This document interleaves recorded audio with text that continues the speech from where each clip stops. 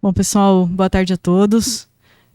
Meu nome é Laís, eu sou professora aqui do Instituto de Química de São Carlos e junto com o professor Marcelo Gellen, eu coordeno o ciclo de palestras e seminários Químicas 16. Hoje a gente tem a segunda palestra de uma edição especial aqui do Químicas 16, né, que é intitulada USP 90 anos e QISC 30 anos, na qual a gente tem o intuito de chamar todos os pró-reitores atuais para discutir um pouco sobre o futuro da nossa universidade e das pró-reitorias, né, sob a visão de cada um deles. Hoje a gente tem o prazer de receber a professora Ana Lana, que é pró-reitora de Inclusão e Pertencimento aqui da Universidade de São Paulo. A gente já recebeu, né, o professor Paulo, pró-reitor de Pesquisa e Inovação, no mês passado, e a gente pretende continuar com essa programação a partir do início do próximo ano. Então, peço que vocês fiquem atentos aí às nossas próximas comunicações a partir de fevereiro ou março do ano que vem, que a gente vai continuar com essa edição especial. Antes, né, de eu passar a palavra para o professor Montanari, né, que vai apresentar oficialmente a professora Ana e dar início aqui a essa segunda palestra dessa edição especial. Durante a nossa primeira palestra, eu fiz um histórico muito breve do Químicas 16, para quem não conhecesse esse ciclo de palestras, ficasse conhecendo um pouquinho. E conversando com o Montanari, a gente achou interessante fazer isso de novo, para contextualizar todo mundo que pode ser que não estivesse presente aqui, né, da primeira vez. Então, me perdoem quem já ouviu, mas é muito breve. Bom, então, a ideia, né, é mostrar para vocês que o Químicas 16, ele está muito ligado com essa edição especial. Então, as raízes do Químicas 16, elas estão bem conectadas com essa edição especial. Então, há mais ou menos 16 anos, a USP começou a fazer o seu planejamento estratégico, quando a nossa comunidade foi convidada a pensar sobre o que a gente queria, né, para o futuro da USP, especialmente pensando ali no USP 100 anos. Então, não só para a gente manter a nossa excelência, né, em diversos ramos, mas ampliar isso. E aí, a partir disso, surgiram algumas ideias aqui dentro da nossa comunidade do IQISC, e eu vou citar algumas delas, né, que foram especialmente importantes para o Químicas 16. A primeira delas era que a gente tinha que ter uma integração muito sólida entre as bases de diferentes áreas de conhecimento, para que a gente, de fato, conseguisse avançar nos nossos desafios que são mais complexos, né? Então, que a gente tivesse uma visão mais ampla dos problemas e muito menos, né, focada em uma área específica, algo muito mais multidisciplinar. Também ficou muito clara a necessidade de a gente repensar constantemente as nossas ações aqui dentro da universidade, para que a gente não acabasse fazendo as mesmas coisas sempre, e assim sempre melhorar, né, e inovar sobre as ações que já estão acontecendo e criar novas ações. E por fim, foi objetivado que as ações que a gente fizesse aqui dentro não fossem pensadas só para a Universidade de São Paulo, mas sim também, né, algo para agir extramuros aqui da universidade, né? Então fora daqui também, pensando especialmente na sociedade. Então foi nesse cenário, né, que com o apoio do Instituto de Estudos Avançados de São Carlos, no início de 2009, que foi criado o Químicas 16, que foi inicialmente coordenado hoje pelo nosso diretor e vice-diretor, o professor Hamilton e o professor Montanari. E a ideia do Químicas 16 é atingir públicos muito diversos. Então a gente tem palestras que a gente vê, um público maior de docentes, tem outras de alunos de pós-graduação, de graduação. A gente já teve até a presença de alunos de ensino médio aqui, né, no Químicas 16. Então a ideia é que o Químicas 16 seja para todo mundo e traga pessoas que vão integrar ali conhecimentos em química, ciências da vida, em humanas, para que a gente consiga enfrentar melhor os desafios da nossa sociedade. A palestra, né, inicial ali, que inaugurou o Químicas 16, foi ministrada por uma pessoa assim, muito ilustre na ciência nacional, mas especialmente aqui na ciência, né, de São Carlos, que é o professor Sérgio Mascarenhas, e desde a presença do professor Mascarenhas, a gente teve mais de 160 palestrantes nacionais e internacionais participando aqui do Químicas 16. Então a gente espera, né, o Químicas 16 ele tem contribuído não só para um conhecimento técnico e científico, mas também para a formação de redes e para que a gente identifique ali esses desafios, né, e as fronteiras do conhecimento, que a gente consiga avançar nelas. Dito isso, espero que eu tenha dado um panorama, né, de como esse ciclo de palestras e seminário foi criado. Eu gostaria de chamar o professor Montanari, então, para apresentar oficialmente a professora Ana Lana. Muito obrigada.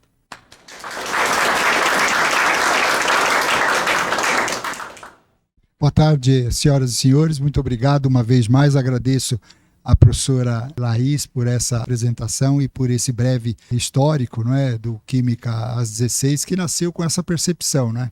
Naquela época, a Universidade de São Paulo estava discutindo como é que a USP seria em 2034, né, quando nós completaremos 100 anos. Né? Este ano nós estamos completando 90 anos, né? O Instituto de Química de São Carlos está completando 30 anos, e nada mais do que apropriado, né, como já tinha sido de nosso costume, na verdade, né, também convidar os nossos pró-reitores, né, para falar aqui com a nossa comunidade. Então eu quero agradecer a Laís, ao professora Laís e ao professor Marcelo, né, que estão coordenando Química 16 a partir deste ano, né, pelo excelente trabalho que eles vêm fazendo aqui na seleção dos sempre muito bons nomes, né, que têm aparecido para falar aqui para a nossa comunidade. Eu quero inicialmente deixar o abraço do professor Hamilton aqui. Ele, infelizmente, teve um compromisso de última hora, não é, em São Paulo, e ele precisou viajar hoje, mas felizmente, pelo menos, conseguiu almoçar com a professora Ana Lana hoje, né? Mas, lamentavelmente, não pôde ficar aqui porque o compromisso era um pouco mais cedo e ele teve que sair, então eu vim tentar fazer as honras da casa aí. É um enorme prazer, não é, nós recebermos a professora Ana Lana hoje, dentro desse esquema que a professora Laís acabou de comentar, né, particularmente com o objetivo, não pelo fato de que, naturalmente, a atual gestão reitoral está chegando agora no seu último ano, no próximo ano, mas porque, na verdade, isso é uma tradição já do nosso instituto e particularmente do Químicas 16, a convidar, acho que desde quando o Químicas 16 foi criado aqui, nós temos convidado os pró-reitores da nossa universidade para falar conosco aqui. E a minha breve apresentação, o currículo, como todos nós sabemos, né, o currículo dos nossos convidados são sempre muito extensos, né? Então eu fiz, na verdade, uma breve leitura.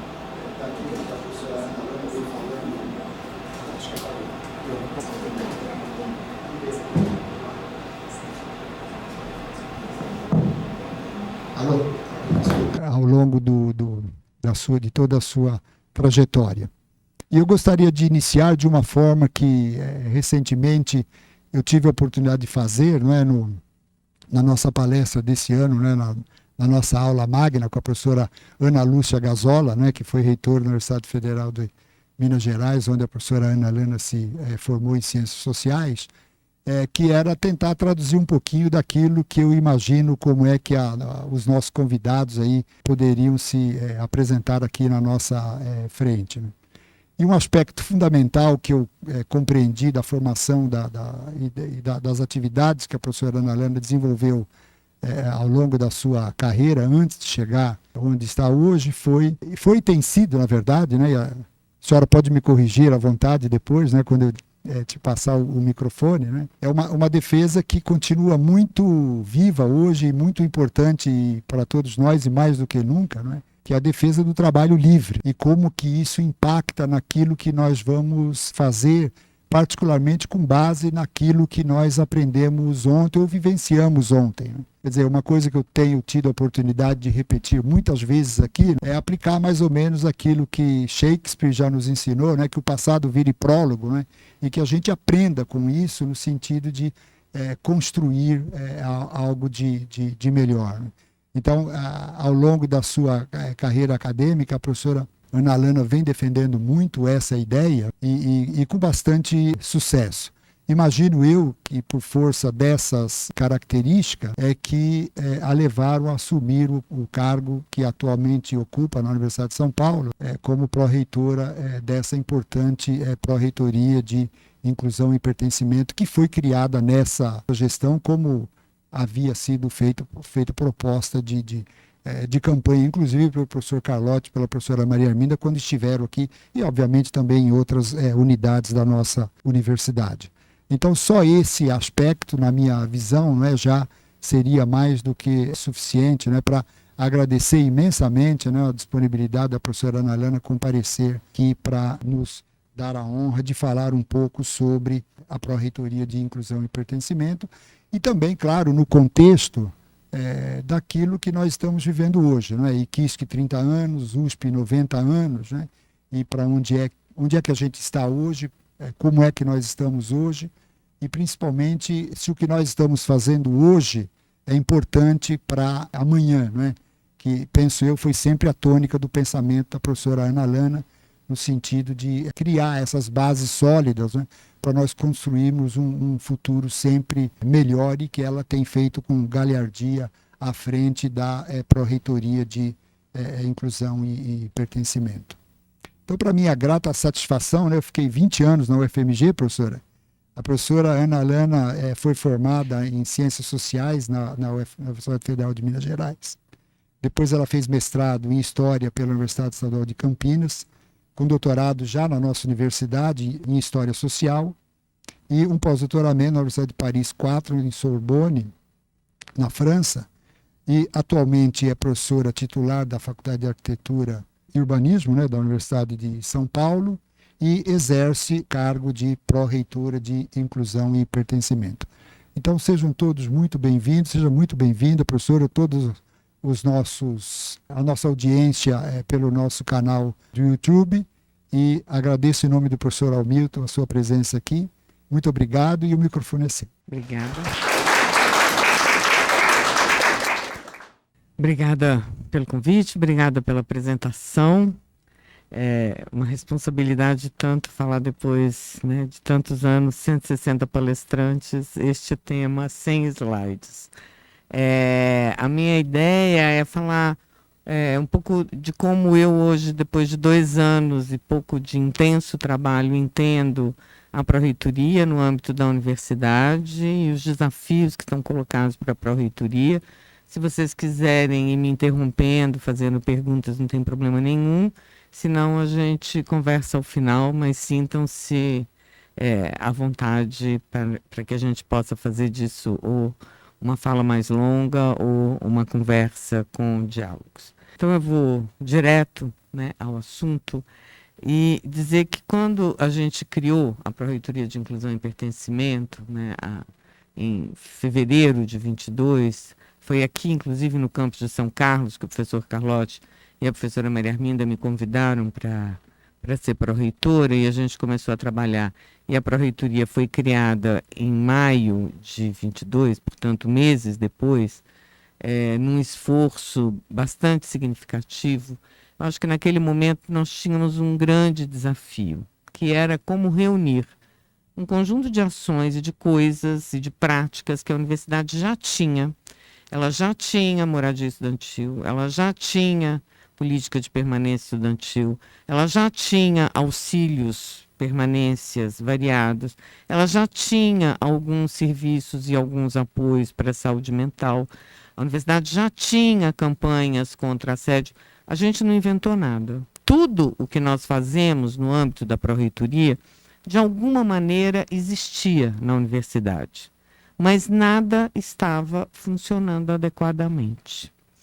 Mais do que isso, havia uma constatação e uma percepção da nossa parte que nós enfrentávamos um desafio, que era, se nós fôssemos tratar cada um desses temas, cada uma dessas questões que estavam reunidas e que foram reunidas na Pró-Reitoria, permanência estudantil, direitos humanos, gênero, sexo, diversidade de carreiras, de ingressos, saúde mental. Eu vou esquecendo as minhas áreas, porque elas são muitas, eu vou me atrapalhando com elas. As 5 áreas que estão lá no nosso site, a gente tinha, na reunião desses grandes temas, um problema.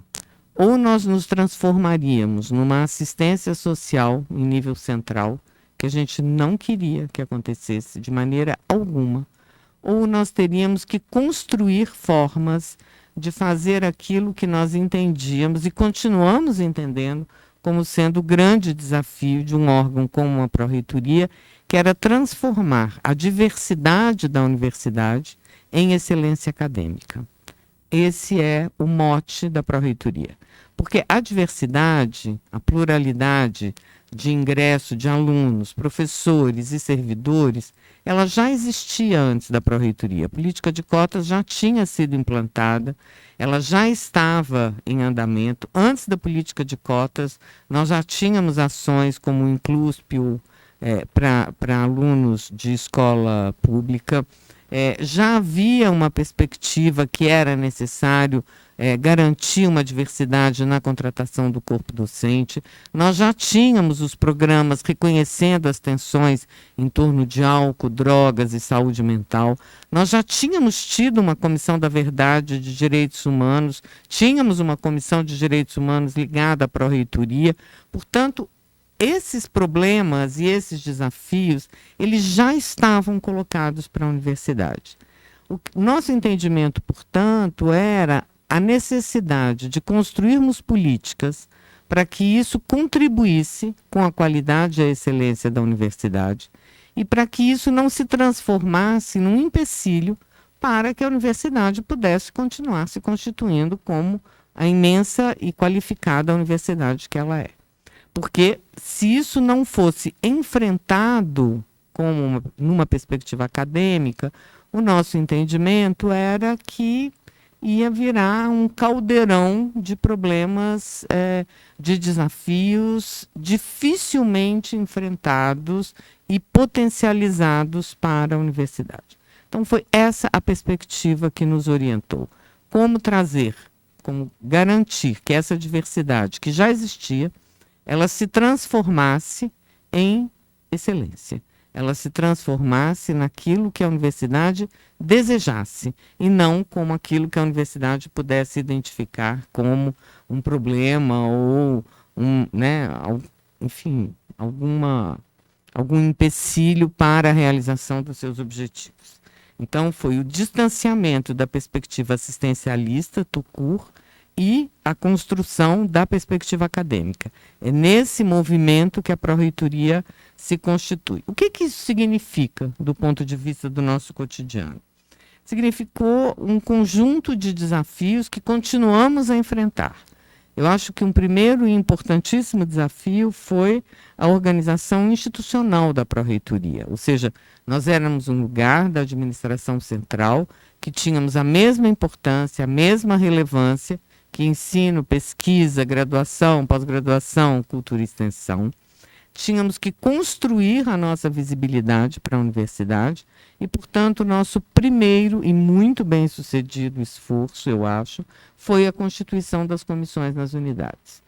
Nós criamos um período intermediário para que pudesse ser uma representação, né? Eu acho que é isso que chamava, e hoje, menos de 2 anos depois, nós temos comissões de inclusão e pertencimento em todas as unidades, o que significa que nós, como qualquer outra das pró-reitorias da USP, temos o mesmo tipo de capilaridade, de entrada e de diálogo entre a administração central e as diferentes unidades de ensino, pesquisa e os institutos especializados em museus com a administração central. Esse fluxo foi garantido e isso é muito importante para que a gente consiga elaborar políticas, porque permite que nós escutemos o que as diferentes unidades desejam, o que elas precisam, o que elas pensam como questões específicas para si, e também permite com que as ações que nós pensemos do ponto de vista do gabinete da administração central tenham a possibilidade de chegar na unidade. Então, esse trânsito, essa constituição, que aparentemente é só mais uma burocracia, só mais uma comissão, só mais... Não, ela é a possibilidade de existência efetiva na instituição das políticas que nós pensamos no âmbito da Pró-Reitoria. Então, eu acho que isso é um sucesso. Estou aqui com vários presidentes e membros de CIP, são hiper participativos aqui de São Carlos, de todos os campos. Nós temos conselhos muito produtivos, nós temos debates e construções de ação que se fazem de uma maneira muito colaborativa, muito intensa, e eu acho que isso é um dos indicadores importantes do caminho que nós escolhemos como sendo um caminho acertado de construção de gestão no âmbito da universidade. Depois, eu acho que um segundo esforço que a gente fez foi transformar e organizar ações que já existiam em políticas da universidade. O primeiro que nós fizemos foram 2 entradas muito difíceis e muito controversas. Uma foi a mudança do programa de permanência estudantil, a criação do PAPF, e o outro foram as comissões de heteroidentificação, inicialmente para o ingresso no vestibular e hoje para qualquer forma de concurso na USP, o que a gente, né, de docente e de servidor técnico administrativo, a gente tem as comissões de heteroidentificação.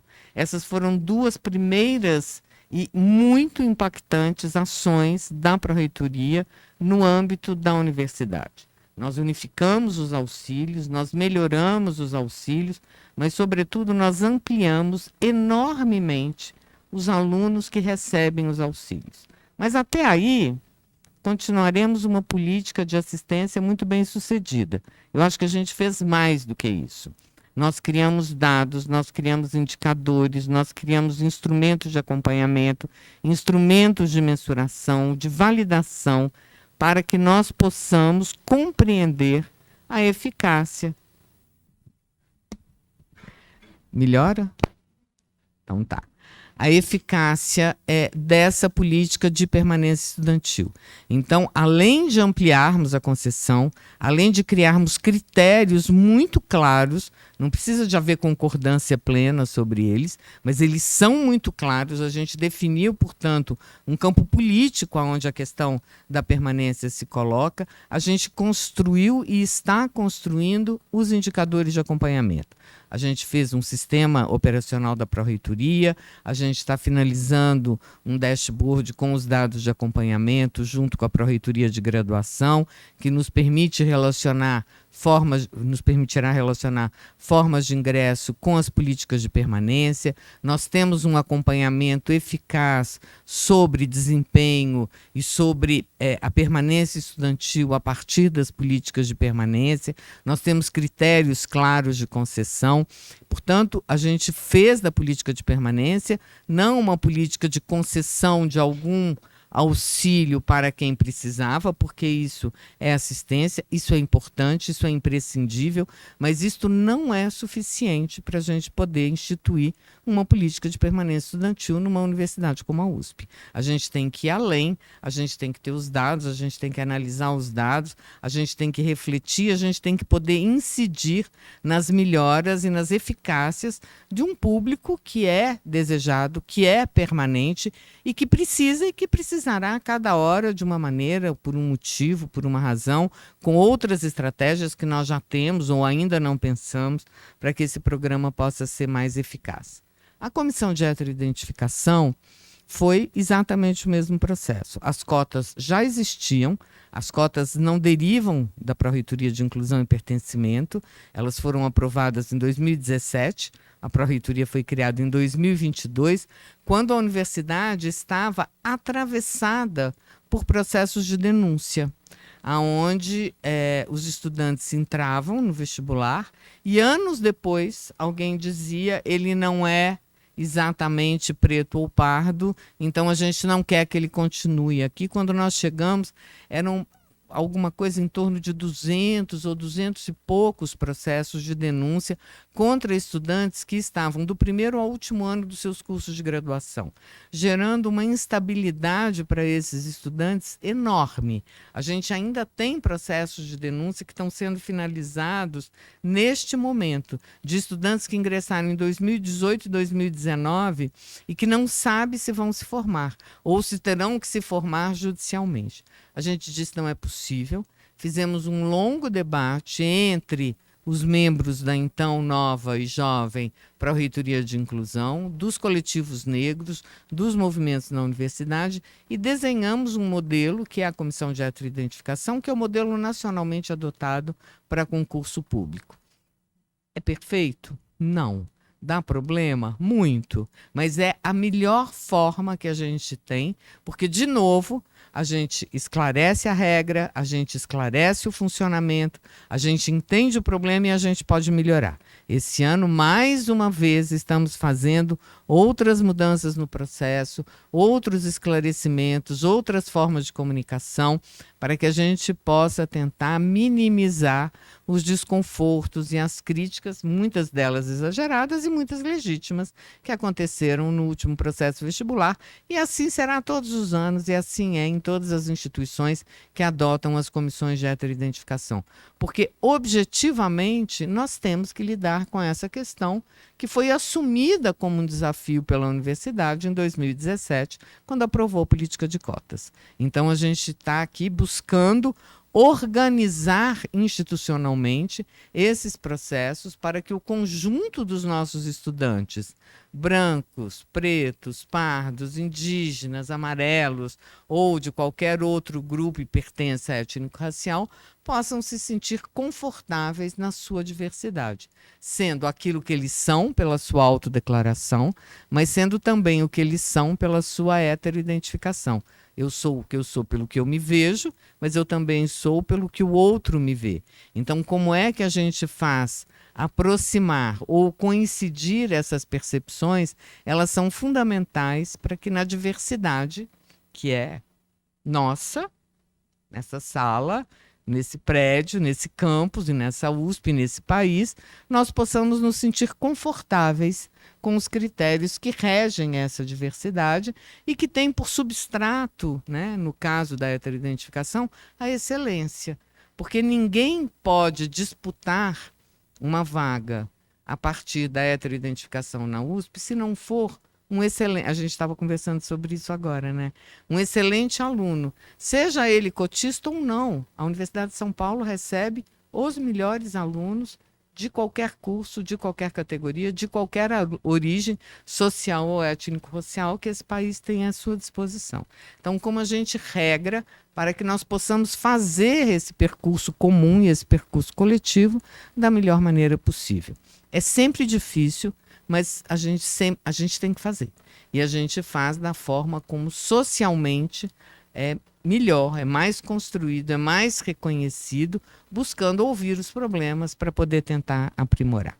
Eu acho que essa foi uma segunda organização de ação, ou seja, dessas coisas que pré-existiam à pró-reitoria e que a gente buscou dar a elas um novo formato, um novo perfil, para que elas se transformassem de fato em práticas universitárias. Uma terceira questão importante é a questão dos direitos humanos.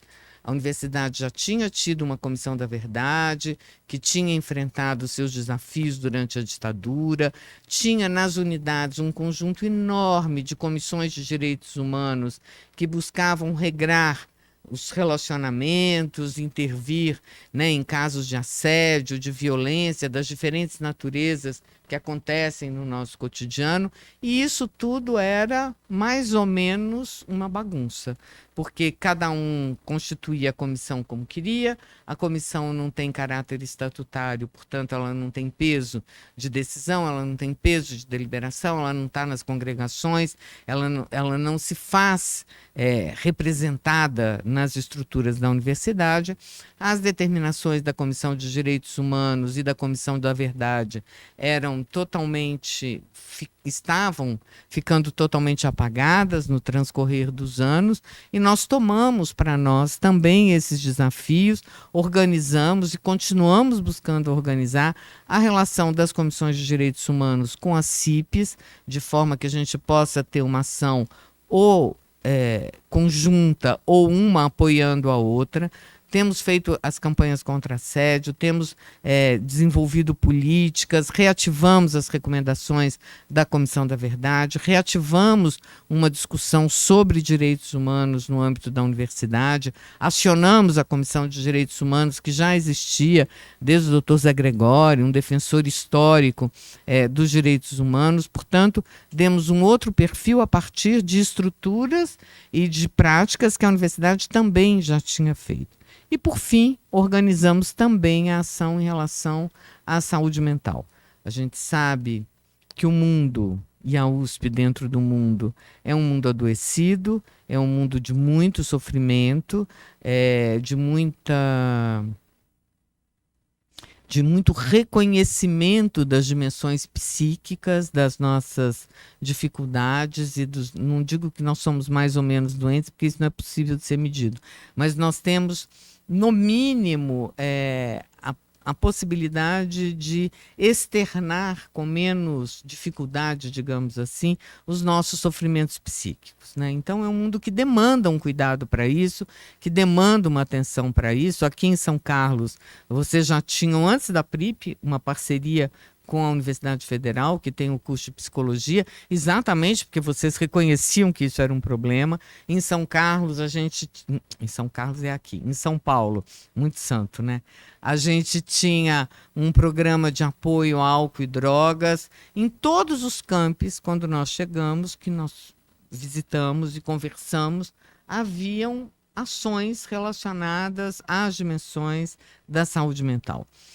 Elas eram, como todas as outras, às quais eu já me referi, desconectadas e, portanto, muito pouco potentes.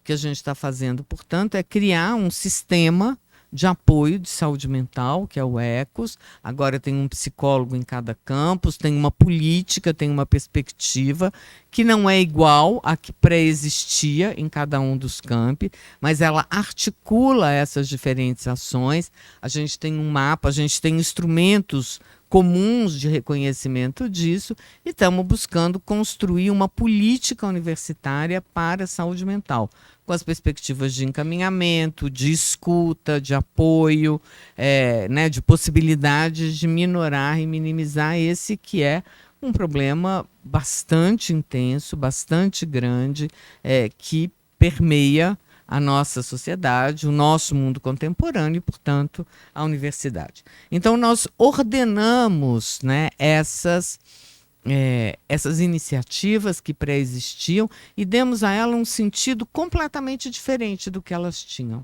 Nesse sentido, a Pró-Reitoria é muito nova, porque ela reconheceu o que tinha, ela não falou que estava começando do que não havia, mas a gente deu para todas essas coisas um sentido muito diferente. É isso que eu aposto e é isso que eu reconheço nos retornos, no apoio e nas críticas que a gente tem para as nossas ações. Então, acho que isso foi um segundo grande movimento da Pró-Reitoria, onde, mais uma vez, a existência das CIPs e dos parceiros em cada campus, em cada unidade, foram fundamentais para que a gente pudesse entender e ir construindo esses acertos, construindo essas políticas, que agora eu acho que estão funcionando. Elas são perfeitas? Não são. Elas precisam de mudar? Precisam, mas elas existem enquanto políticas da universidade e não enquanto ações fragmentárias e, portanto, elas são muito mais potentes do que elas eram e elas têm um outro sentido, que é o sentido de política pública, exatamente. Então, acho que essas são as nossas duas entradas, a administrativa e a transformação das perspectivas assistencialistas em perspectivas de políticas universitárias. Mas eu acho que a gente fez outras coisas também, porque a gente trabalhou bastante, né? A gente trabalha pra caramba, com muita satisfação, mas a gente trabalha muito. Eu acho que a gente construiu coisas que não existiam. Não vou falar de todas, mas eu vou falar de algumas que eu acho que são importantes. A gente construiu, primeiro, uma política de internacionalização para a inclusão e pertencimento, para o reconhecimento da diversidade. Eu acho que isso é muito importante. Ou seja, a internacionalização é um pilar muito importante da excelência universitária. Ela é uma meta de todas as pró-reitorias, ela é buscada por todos nós, ela é uma experiência a ser compartilhada, que vai esbarrando nos limites das possibilidades, dos convênios, dos contatos, da desigualdade socioeconômica, das expectativas de vida profissional. Ela vai esbarrando numa série de limites e vai refazendo e recolocando um conjunto expressivo de diferenças. Portanto, nós nos aproximamos da UCANI, que tem sido uma grande parceira nossa, e a gente conseguiu construir programas de internacionalização na USP, que não estão diretamente ligados aos temas de pesquisa, porque a internacionalização se faz sempre a partir da pesquisa, que não estão ligados ao tema da pesquisa ou às unidades de origem dos candidatos, mas são bolsas concedidas a partir da ideia de que os candidatos conseguem linkar os seus temas com os temas da inclusão e do pertencimento. Então, nós temos hoje, primeiro, bolsas para mulheres e bolsas para estudantes oriundos exclusivamente de escola pública, porque os indicadores da Alcane mostram que na hora da internacionalização, se os estudantes oriundos de escola pública são 50% dos alunos USP, eles não são, acho que nem 20% dos beneficiários com internacionalização. A desigualdade é absurda. Então, a gente está fazendo o programa, é pequeno, eu até trouxe os números, foram 35 para pós-graduação, num programa de internacionalização exclusivamente para mulheres, e foram 52 para graduação de escola pública. É pouco? Mas é muito para quem tinha zero, né? Dá uma montanha para quem não tinha nada. Com um sucesso enorme. A gente está recebendo na Pró-Reitoria, a partir de segunda-feira, uma delegação de estudantes do Chile que receberam os nossos alunos, e a universidade de lá se organizou para mandar os seus alunos para cá. Eles vão ficar 15 dias conosco. A gente está pensando uma série de escolas, dessas escolas de verão, escolas de inverno, para garantir essa troca do nosso aluno nas universidades com as quais nós estamos estabelecendo parcerias e vice-versa.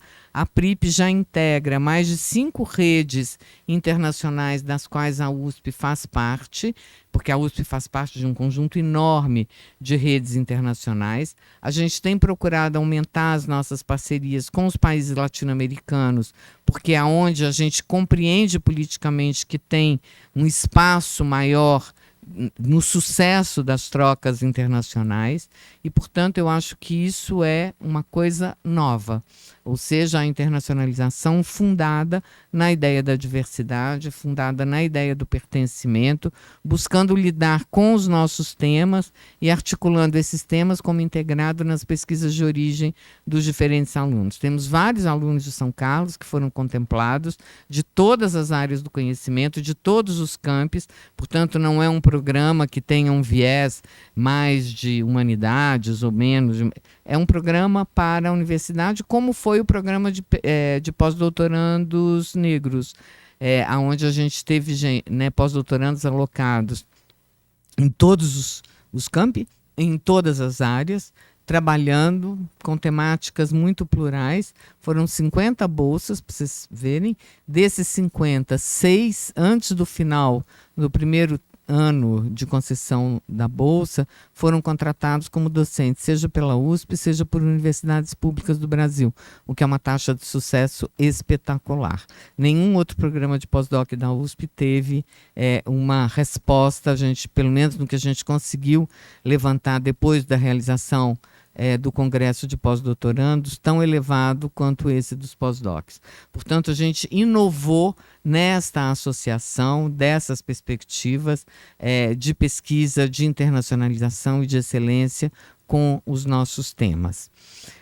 Eu acho que a gente também vem inovando nessa associação a qual eu já me referi, da elaboração dos programas e das políticas com a construção de dados, com a construção de indicadores, e a gente já sabe, em função da parceria que a gente tem feito com o Egida, que os espaços que nós temos para crescer nos ranqueamentos internacionais, que são tão importantes como mensuração do sucesso da universidade, eles estão sempre vinculados à sustentabilidade.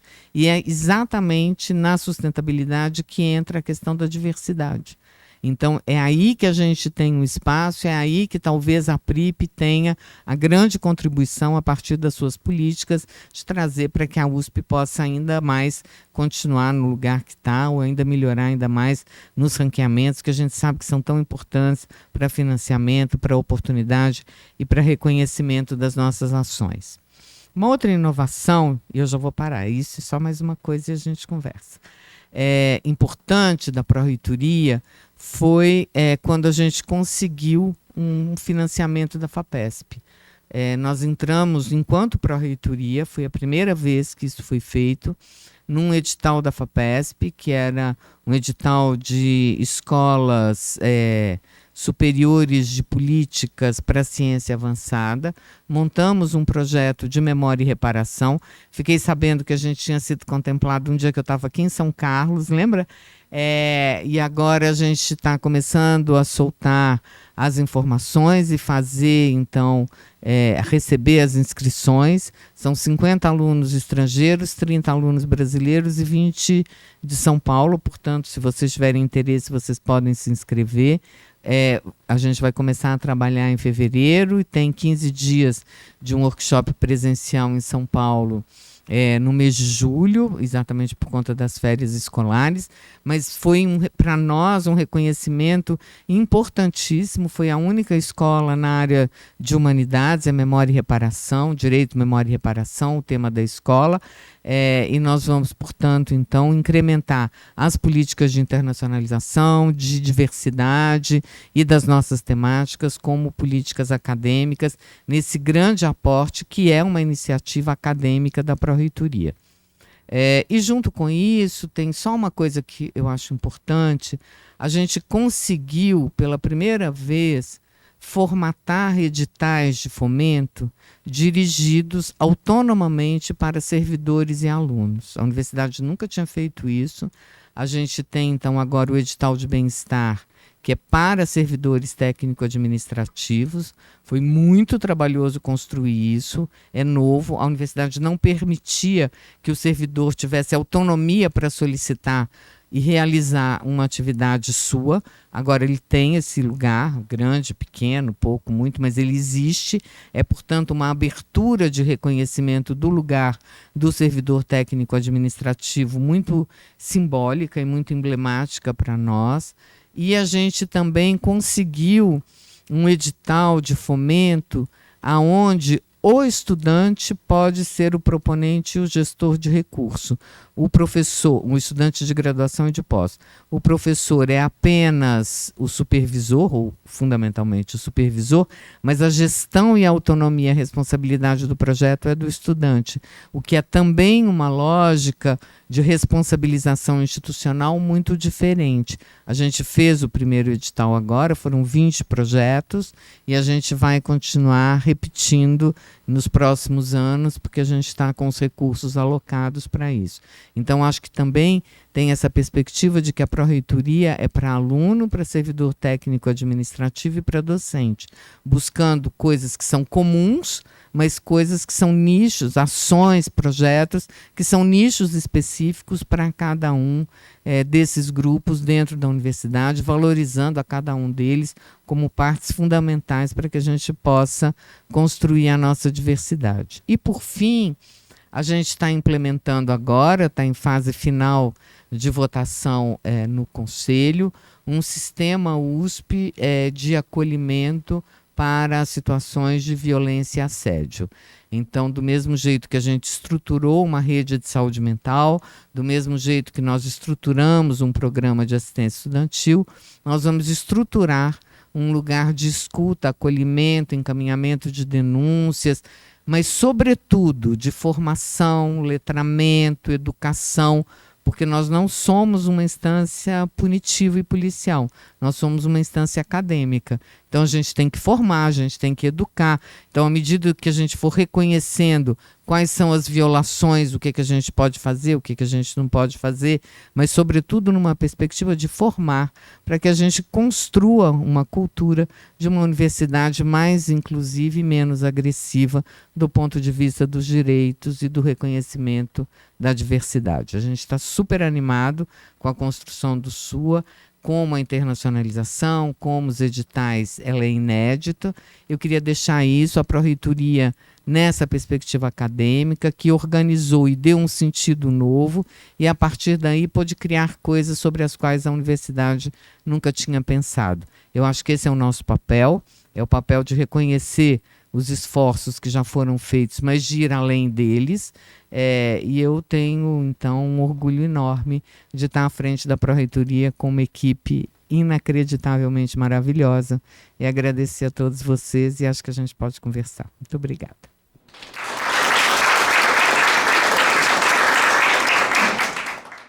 Muito obrigada, Ana. Eu sou suspeita para falar, né, sobre a inclusão e pertencimento aqui na universidade, mas fantástica fala. Eu acho que, né, cada vez mais a gente tem que pensar e discutir sobre isso para que a universidade esteja sempre de portas abertas para todo mundo.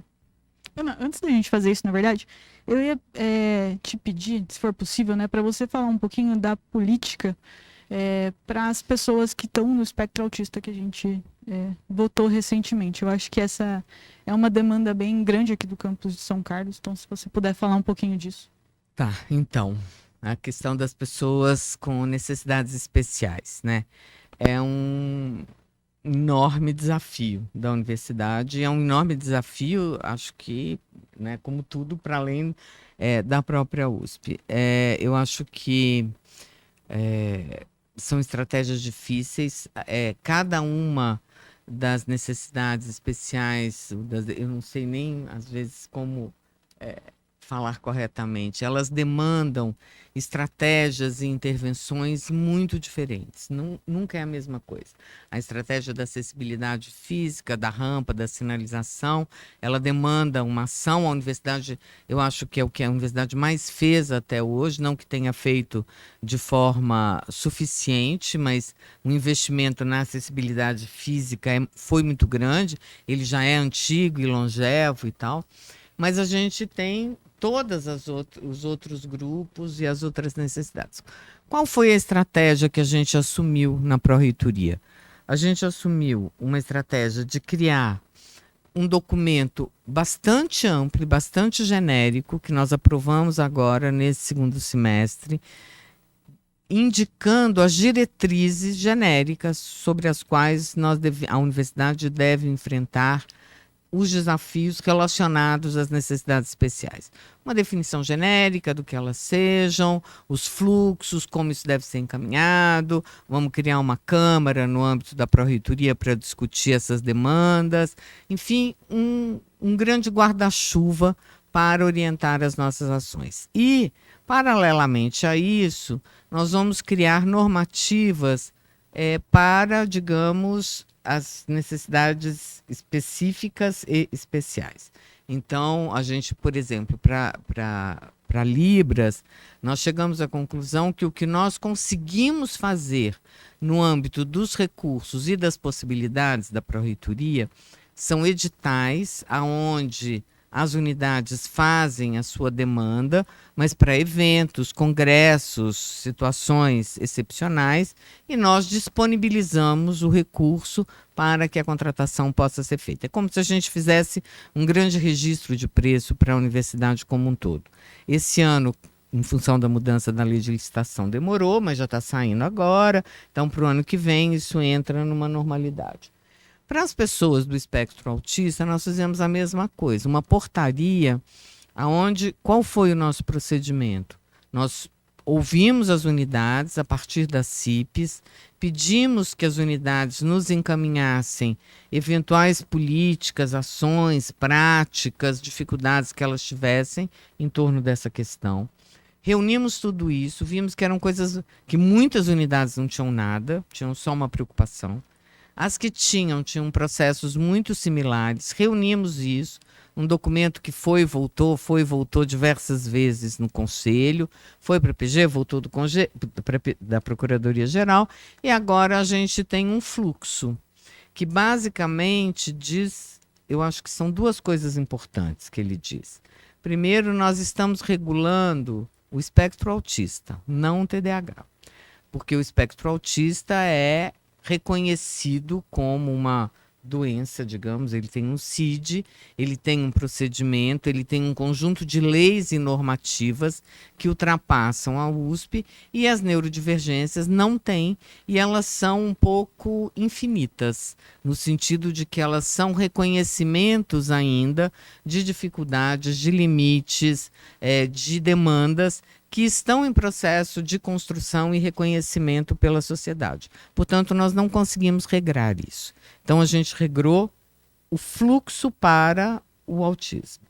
O que é? Então, eu acho que esse é um primeiro reconhecimento. A gente olhou a lei, a gente entende que essa é uma questão da sociedade e a gente buscou dialogar com o que existe de regramento para a sociedade.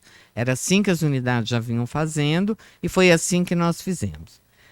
O outro ponto da nossa portaria é que a gente também reconheceu que uma dificuldade enorme é a pessoa chega, diz, eu sou autista e preciso de alguma coisa. Diz para quem? Quem faz o quê? Então, basicamente, o que a gente buscou foi organizar esse fluxo. Então, as CIPs têm um papel de receber a demanda e encaminhar e registrar. Então, elas vão no nosso sistema, no Sankofa, para poder registrar, porque a gente tem que saber quantos são. Uma coisa é a universidade ter no seu conjunto 10, 100, 1.000, 2.000, sei lá.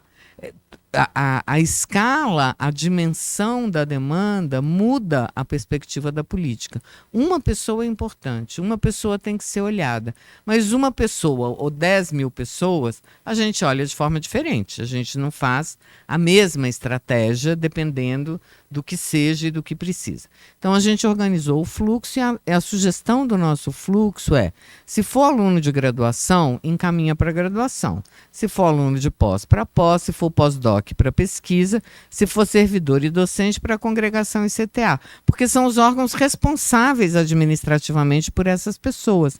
Se a CIP, por exemplo, se responsabiliza para buscar condições para um aluno autista de graduação, ela vai demorar muito mais do que se isso for diretamente para a graduação, porque ela não tem acesso ao sistema, ela não tem acesso aos dados, ela não consegue verificar desempenho, necessidade, o docente que pode dar problema, que pode não dar problema. Então, a gente criou um fluxo que encaminha a pessoa da comunidade USP demandante para aquela, digamos, instância administrativa que tem algum tipo de condição de se aproximar da situação daquela pessoa com maior facilidade. E a informação sobre o que foi feito ou deve ser feito retorna para a CIP. E, portanto, a gente tem um registro do início da demanda, para onde ela foi, da solução que foi dada, e a gente consegue fazer não uma responsabilização, mas um acompanhamento. As sugestões que a gente encaminha são as sugestões que estão previstas na lei e nos regramentos. É dar mais tempo, criar um espaço, minimizar o som, enfim, são as soluções que estão previstas. Aí vem, mas o professor não quer dar mais tempo. Muito bem, aí nós temos uma questão política. Por que o professor não quer dar mais tempo? É possível que o presidente da CG, junto com o presidente da CIP, conversem, mas isso não é passível de norma, pelo menos nesse momento, a gente acha que não é passível de norma escrita, é uma conversa, é uma cultura nova que a gente está implantando no âmbito, né, da USP. Então, a gente criou o fluxo para que a gente possa, inclusive, reconhecer o quantitativo, mas o qualitativo desses encaminhamentos. Eu acho que basicamente é isso. Teve um problema no início, que a portaria saiu e o Sankofa estava atrasado. Mas eu acho que a gente conseguiu resolver isso entre hoje e amanhã, enfim, a gente estava finalizando, então tem um lugar para fazer o registro, tem um lugar para fazer o encaminhamento, e agora a gente imagina que venha a ser um fluxo, enfim, que a gente consiga entender melhor qual é a dimensão e a efetiva situação dessas pessoas. Era isso? Isso mesmo. Muito obrigada pelo comentário. Pessoal, a gente abre então para comentários, perguntas, discussões, enfim. Professora, boa tarde. Obrigado pela explanação.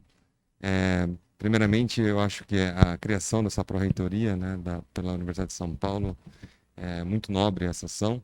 Num momento muito necessário, talvez até poderia ter pensado nisso há um tempo atrás até, né, mas foi feito e como uma ação inovadora, né, dentro das universidades públicas, né.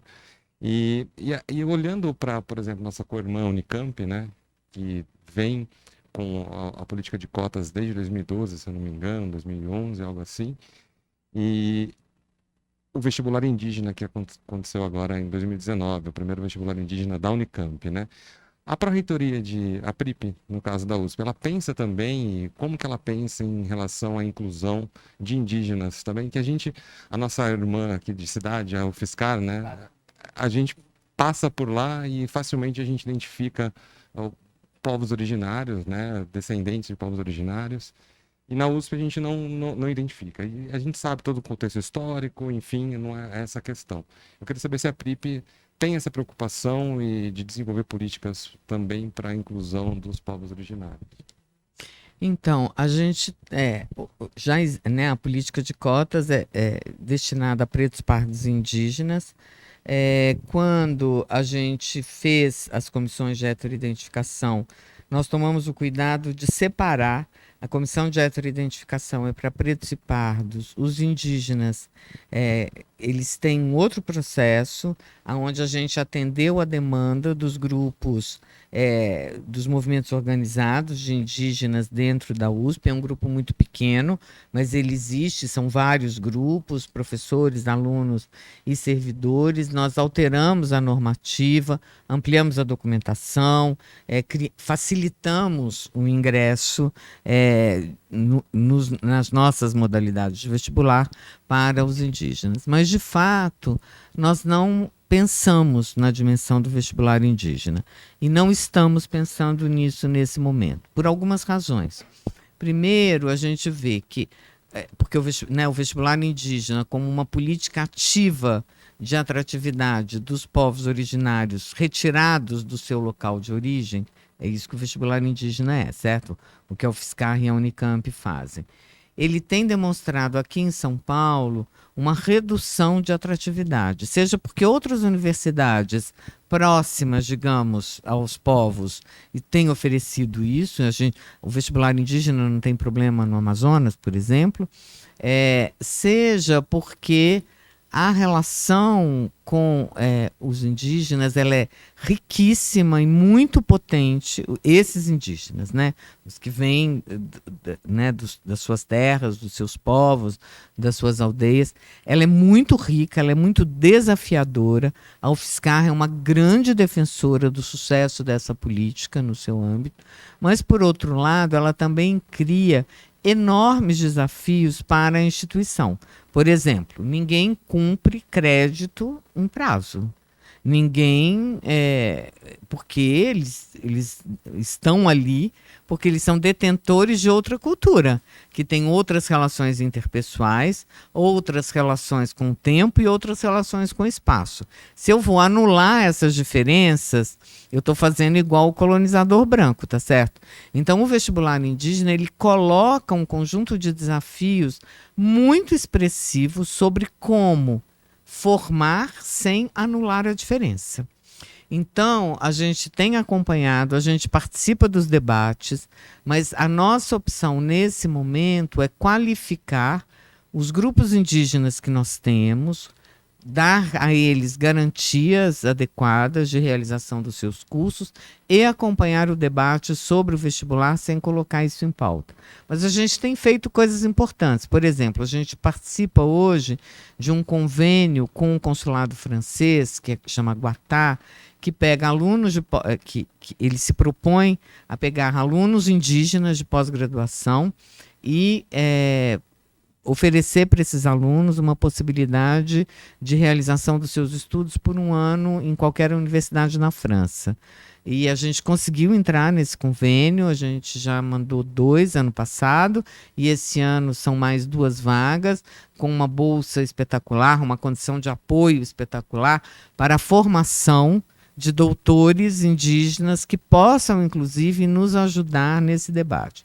A gente participa ativamente das redes indígenas da universidade, onde a gente discute os desafios, os problemas, os avanços, ou retrocessos, ou críticas em torno desse tema. Mas a gente fez essa mudança das normativas, enfim, a gente apoia um conjunto bastante expressivo de iniciativas.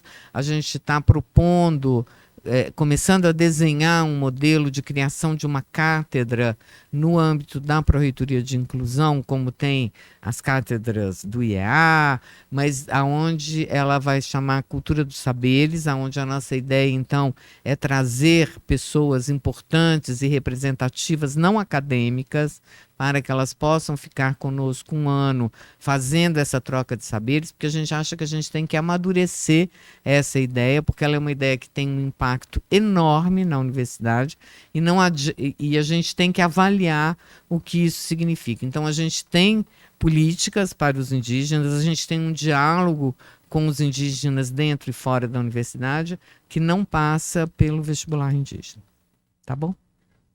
Pessoal, mais alguém tem alguma questão? Caso não, eu tenho mais uma.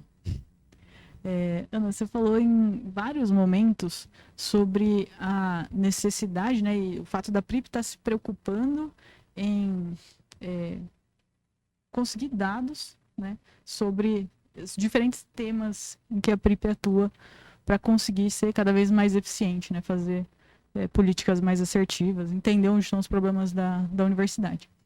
Em uma conversa aqui recente com alguns colegas aqui do Instituto, a gente estava falando sobre a dificuldade da gente ter uma noção sobre os dados envolvendo o assédio aqui dentro da universidade. Tanto porque isso envolve, né, sigilo, óbvio, por conta, né, da natureza dos casos, mas também por a gente ter muitas portas para receber essas denúncias.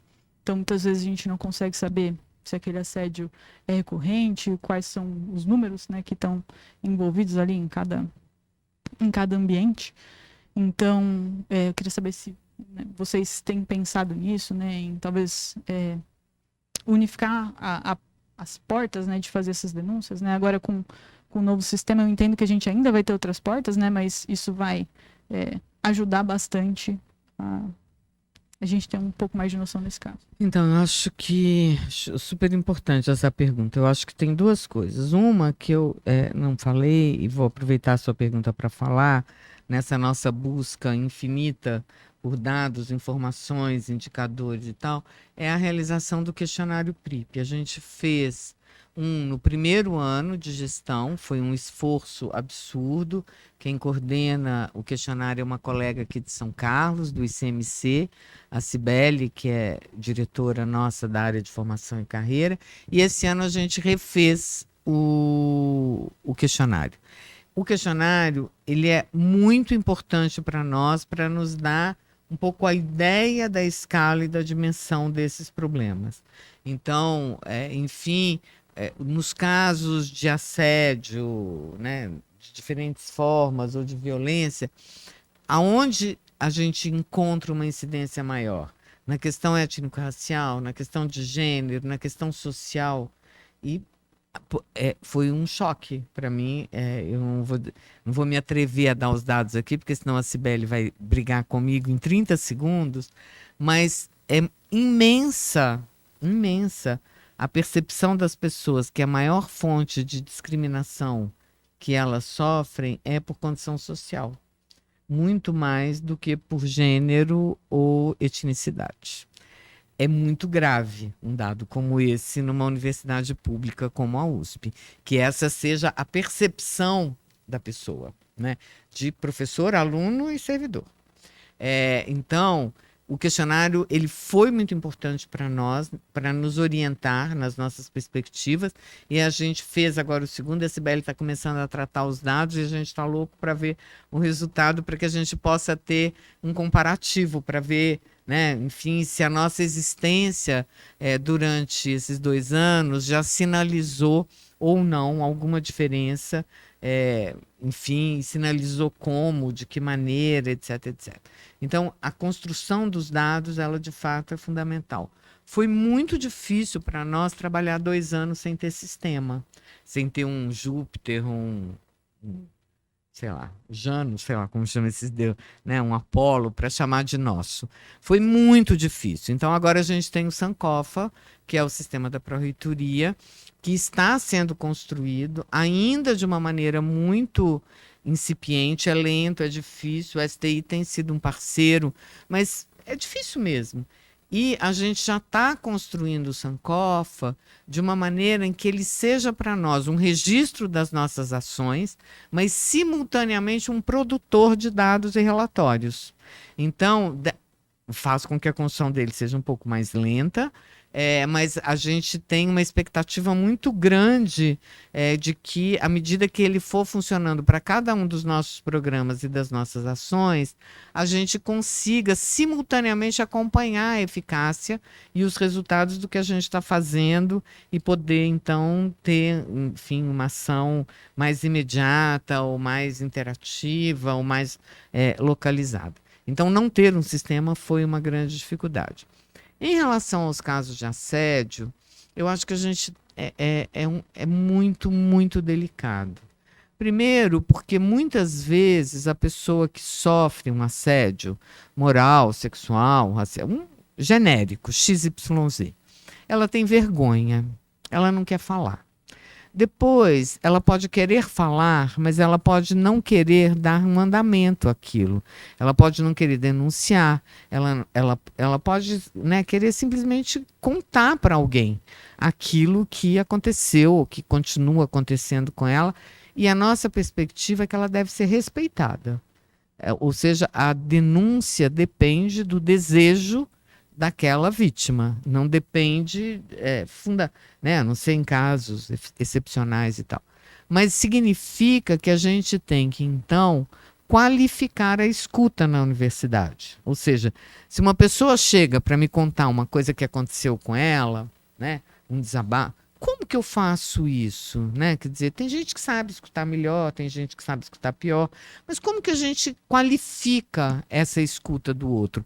E, sobretudo, como, ao escutar alguém, a gente pode dar para essa pessoa possibilidades, perspectivas do que fazer com aquele sofrimento, seja de procurar uma minimização do sofrimento para si, seja no sentido de uma intervenção institucional para impedir que aquilo se repita, né? Então, o nosso primeiro processo de formação e letramento vai ser para os escutadores. Ou seja, a gente quer que a universidade inteira seja escutadora. Que a universidade, a gente estava falando de como usar o laboratório, mas a gente quer que todo mundo saiba ouvir também, porque eu acho que a gente ouve cada vez pior no mundo que a gente vive. Ouvimos mal. Né, sei lá, a vida é muito complicada e a gente não anda sendo muito bom de escuta. Isso não é transformar a gente nem em psicólogo, nem em acompanhante, nem em profissional que a gente... Não, é saber fazer ali um acompanhamento. A pessoa quis transformar em denúncia... Aí a gente vai ter o registro do Sankofa e aí nós vamos quantificar. Mas nós vamos quantificar as denúncias, porque senão o nosso entendimento é que se a gente começa a quantificar e a registrar essa fala, esse relato, a gente vai também inibir a pessoa. A pessoa já está morrendo de vergonha daquilo que aconteceu, porque muitas vezes ela se sente, inclusive, corresponsável por aquilo. Ela sempre se pergunta o que foi que eu fiz de errado, que isso aconteceu comigo e não aconteceu com fulano, beltrano ou ciclano. Então, se a gente ainda força o processo de... Porque a denúncia transforma em público uma coisa que não é pública, né? Então, a gente tem que ser muito respeitoso com essas pessoas. Então, nós vamos, num primeiro momento, registrar a denúncia, ou seja, a pessoa se dispôs a fazer isso. E vamos perder o quantitativo do relato. Depois a gente vê o que acontece. A vida é um processo, né? Tá bom? Tá certo. Ana, parabéns pela apresentação, foi excelente. Eu conheço bastante da Pró-Reitoria, né? A gente está junto desde o início. Eu senti que você não falou muito a respeito. A gente tinha o escritório das mulheres antes da Pró-Reitoria, ele se transformou, entrou, acho que está junto com direitos humanos. Que você falasse um pouco dessa situação, basicamente, que a gente conhece das mulheres dentro desse contexto social hoje da sociedade. Então, tinha, né, e era uma instância muito importante, o Escritório USP Mulheres. Ele tinha uma conexão externa, inclusive importante, com a ONU, que quando a Pró-Reitoria foi criada já tinha se encerrado há 1 ou 2 anos, já não existia mais. Eles fizeram pesquisas importantíssimas durante a presidência da professora Maria Arminda e antes dela da professora Eva Blay, com relatórios, com dados muito significativos sobre a presença e as dificuldades da presença da mulher na USP. Nós nos apropriamos de tudo isso, porque o USP Mulheres fez parte de todas essas pré-existências que nós acolhemos, e hoje a questão das mulheres e a questão do gênero está dentro da diretoria de diversidades. Nesse momento, o que a gente tem? A gente tem um grupo de trabalho coordenado pela professora Ana Flávia, que estava conosco, inclusive, no conselho lá de Inclusão e Pertencimento, que tem sido uma parceira muito importante na construção do SUA, que é destinado para além das mulheres, mas basicamente está pensando na situação das mulheres na USP. A gente tem discutido com diferentes grupos a questão da carreira e, portanto, pensando se faz sentido ou não estímulos formais, benefícios. O Carlotti sempre reclama que a gente nunca quis isso, que ele sempre quis e tal, porque há uma resistência das próprias mulheres, no sentido de que isso não é esse o nosso problema, né? E eu acho que talvez a questão do gênero, né, Beth, seja uma das mudanças mais sutis e mais difíceis, porque ao mesmo tempo que nós somos muito iguais do ponto de vista do ingresso, seja como alunas, seja como servidoras, seja como docentes, nós somos muito iguais. Não tem diferença. Temos um percentual menor de mulheres nos pontos mais altos da carreira, inclusive porque há mesmo um processo, né? Eram menos mulheres, tem uma escala temporal aí a ser vencida e tal, mas formalmente eu estou aqui, você está aí. A professora Maria Arminda está lá, né? Estamos na universidade. Mas não é suficiente, a gente sabe disso. Mas aí vão se revestindo de sutilezas e das dificuldades na construção das políticas, que aí é um processo educativo muito, muito complexo. A gente tem iniciativas, as vice-reitoras das universidades tinham um grupo de trabalho muito importante, das 3 públicas paulistas. A gente faz parcerias com a Unicamp e com a Unesp e com as outras públicas de São Paulo. Temos seminários, temos discussões, temos recuperação de estratégias, temos cartilhas, temos manuais, temos vídeos, porque esse é um processo, a gente parte daquele conhecimento que o USP Mulheres produziu, que foi muito importante, e a gente está tentando evoluir em torno dessas políticas mais setoriais, mais pontuais, para que a gente consiga avançar nesse tema tão delicado.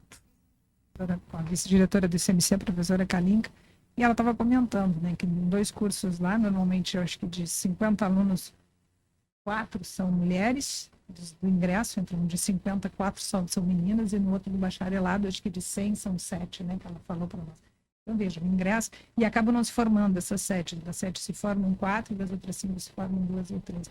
Então, também, na realidade, né, há uma desistência muito grande, um pouco estímulo das meninas continuarem nos cursos, e talvez isso seja algo que precisa Você sabe que um trabalho que a gente fez, que foi muito interessante, foi reconhecer, foi em torno disso que a gente pensou uma série de estratégias para a questão de gênero esse ano, nos nossos editais, nas nossas políticas, em como fazer atratividade ou não. A gente viu que tem unidades onde as mulheres são mais de 70%, unidades e áreas onde é meio a meio, e unidades e áreas onde é uma predominância masculina absurda. Então, nós temos 3 grandes situações na universidade. E aí o Rogério, né, com a nossa equipe, o Rogério é o diretor da área de diversidades, e a Ana Flávia, o GT e a nossa equipe, nós fizemos reuniões com esses 3 grupos para pensar o que era essa situação. Então, para os grupos que têm uma predominância feminina enorme, era perguntar se isso era um problema, porque podia ser um problema ter mulher demais, como ter mulher, né? Não ter um equilíbrio. para os equilibrados e para os outros, enfim. E em torno disso, nós elaboramos aí um conjunto dessas estratégias que estão orientando, de novo, os editais, o sistema SUA, as políticas de gênero que a gente está implementando. E nas áreas de ciência e tecnologia, como ICMC, são as áreas onde, de fato, não há uma demanda. Não há uma demanda. É baixíssima. Não tão baixa quanto esses dados que você trouxe, mas todos os cursos onde você tem uma predominância de professor e de aluno masculino, você também não tem uma demanda de ingresso, depois você não tem uma demanda na pós, enfim, temos aí uma questão social maior, porque não é uma questão de aptidão e competência, evidentemente, né? É de outra coisa que a gente está falando, né? Então, é complexo. Professora, muito obrigado, viu, pela sua presença novamente hoje aqui, pela sua fala também. Eu gostaria de começar dizendo o seguinte: esse ciclo de palestras e seminários aqui da nossa instituição tem um papel muito importante, viu, professora? Dos vários pró-reitores que já passaram por aqui, vários deles se tornaram reitores dessa universidade e uma se tornou vice-reitora. Então, muito obrigado, professora, por ter vindo aqui hoje. Era só uma palestra em Montanari. Não, mas é como eu Fiquei tinha... até vermelho.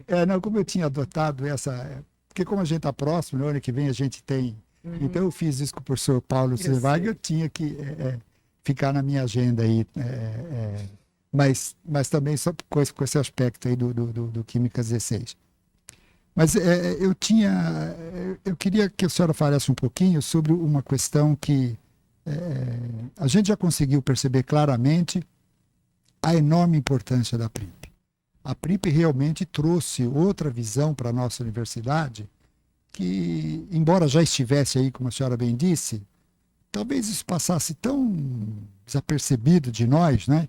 Porque a gente, de uma certa forma ou outra, culturalmente, foi educado de uma forma até que equivocada. Então a PRIP veio também, imagino eu, com esse papel importante, né, para até alertar toda a nossa comunidade no sentido de que nós nos atentássemos muito mais profundamente para isso, porque de fato são questões importantes e que antes, lamentavelmente, talvez nós não dessemos o devido valor, né? Mas eu queria que a senhora comentasse alguma coisa, na sua visão, tudo isso, como é que isso tem contribuído, né, para a melhoria da eficiência da nossa universidade? Se isso tem sido efetivamente... Claro, a PRIP ainda é nova, não é? 2 anos e meio só, mas se a senhora já percebe que isso tem criado novos valores, novas percepções na nossa universidade. E, ao mesmo tempo, num segundo momento, numa outra questão, a senhora falou alguma coisa que eu também fiquei preocupado com uma questão que teve uma repercussão recente, lamentavelmente, naquele episódio dos alunos da PUC, né, que falaram muito negativamente sobre os nossos alunos cotistas, né?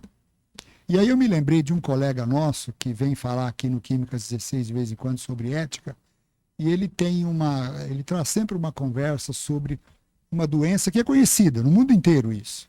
Não é invenção dele, não, que se chama normose, que é uma doença da qual todos nós sofremos.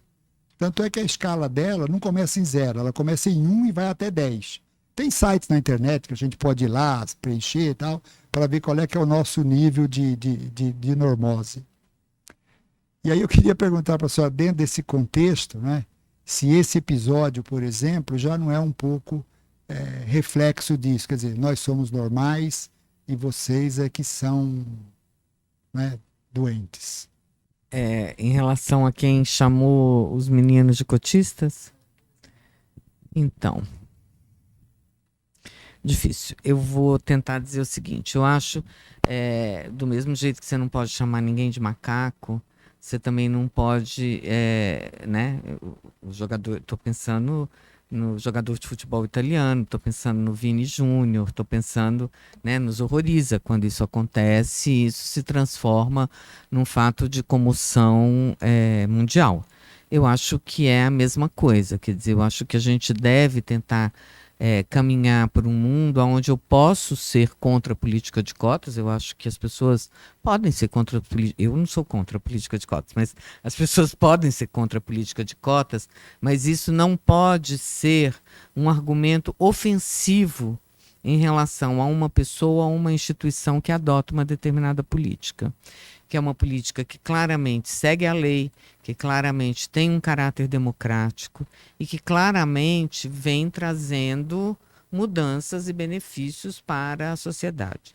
Que, como toda mudança e todo benefício, ela é muito difícil, né? Então, eu acho que são limites do aceitável em relação às nossas divergências. Eu imagino aquela situação, não acho que eu consigo compreender, mas ela não é justificável.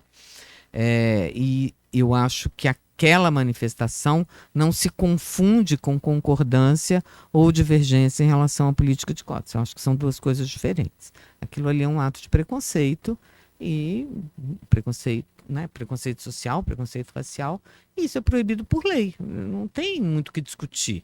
Não é um problema de serem alunos que estavam exacerbados num campo, tanto que o Pinheiro Neto, que é o maior escritório de advocacia de São Paulo, um dos maiores, demitiu a menina sumariamente de um estágio que daria a ela uma tranquilidade profissional para o resto da vida instantaneamente. Ele nem discutiu o assunto. Não, ele não estava, não me parece que seja uma discussão sobre a posição política em relação à lei de cotas. É outra coisa que está em pauta. Então, isso para mim é um tipo de posição. Mas em relação à política de cotas, ou à lei de cotas, ou a como lidar com as diferenças, sim, nós temos muitas discussões e muitas posições divergentes. Aqui, no Brasil, no mundo, em qualquer instituição que a gente vá, não há um consenso sobre essas coisas. E, portanto, eu acho que a gente tem que debater, sim. A gente tem que discutir, a gente tem que conversar, e por isso, para nós, na Pró-Reitoria, é tão importante a produção de dados e indicadores, porque nós temos que ter argumentos. Se a universidade definiu para si que esta é uma política desejável, se o Brasil definiu para si que esta é uma política obrigatória, ontem o Congresso Nacional ampliou a participação em concurso para servidor público de 20% para 30% de cotistas. Eu vi hoje no jornal de manhã. Portanto, são leis. A gente tem, né, quer dizer, nós podemos discutir a mudança da legislatura, mas nós não podemos não cumprir. Basicamente é isso. Mas eu acho que a gente tem que se munir de informações, de dados, de reflexões, para a gente poder acompanhar o significado disso nas nossas dimensões. Eu acho que é isso que a gente tem tentado fazer. Temos pouco tempo, é difícil acompanhar em tão pouco tempo, mas eu acho que a gente tem indicadores espetaculares para compreender o que significa a lei de cotas, independente da posição da universidade cumprir o seu papel público e social e tal. A gente tem, por exemplo, a emergência de um conjunto expressivo de temas de pesquisa e investigação relacionados às diversidades étnico-raciais e às diversidades de gênero. A presença de mulheres, de pretos, pardos, faz com que as pesquisas sejam pensadas, fomentadas e realizadas a partir de parâmetros bastante inovadores. E aí eu estou falando, quando a gente recebeu, há um ano atrás, o Conselho Estadual de Educação e as pró-reitorias apresentaram o que estavam fazendo, o conselheiro do CNE que estava entre nós falou, nossa, quem mais faz inovação aqui dentre todos vocês é a PRIP, né? E eu acho que a gente faz inovação. Então, por exemplo, no âmbito da dermatologia, olha só que coisa interessante. A gente tem essas pesquisas na Unicamp e temos agora com os nossos pós-doutorandos aqui. Você pode estudar o efeito de um dermocosmético na pele branca e na pele negra. Tudo bem. Mas é inovador você estudar isso e ministrar esses conteúdos num mesmo laboratório de pesquisa e numa mesma disciplina, em vez de separar a disciplina do branco e a disciplina do negro. E isso você só pode fazer se você tematiza e vivencia a experiência de ter esses dois grupos no interior da universidade, da sala de aula, do grupo de pesquisa. A universidade tem conseguido fazer isso em todas as áreas do conhecimento, todas. E isso tem transformado a maneira como nós conhecemos, os autores que nós lemos, as inquietações que nós trazemos. E eu acho que isso é um ganho muito, muito importante. Acho que isso é muito significativo e a gente tem já um conjunto de exemplos bastante expressivos, não só na dimensão étnico-racial, eu insisto, mas na dimensão das mulheres, na dimensão dos indígenas, nas dimensões das diversidades de uma maneira em geral. Porque eu acho, sabe, Montanari, que é muito ruim se a gente transforma a diversidade em nicho. Aqui só tem o grupo A, aqui só tem o grupo B, aqui. Isso é ruim. A universidade tem que ter a sua né? Ela é universal na diferença. Então, como eu faço para conseguir colocar esses grupos de diversidade trabalhando juntos? Não é cada um fazendo o seu. Cada um fazendo o seu não nos fomenta enquanto universidade. Então, eu acho que é esse o nosso desafio. E é um desafio gigantesco, e é um desafio acadêmico altamente inovador. E eu acho que a gente vem conseguindo fazer isso. Para além disso, eu queria, se você me permite, dizer o seguinte: muitas vezes, quando a gente se dá conta, que todos nós nos damos conta, em muitos momentos, de como somos preconceituosos, de como fazíamos falas inadequadas, usávamos expressões que são absolutamente inaceitáveis. Isso não deve, eu acho, ser entendido como um erro.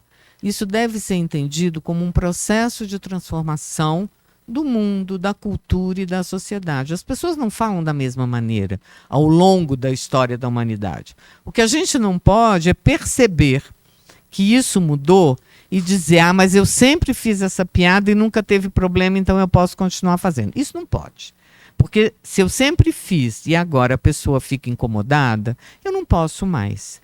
Mas eu ter feito num momento em que isso não era uma questão, não pode significar que eu fazia errado, porque senão também cada um de nós vai passar a ser resistente.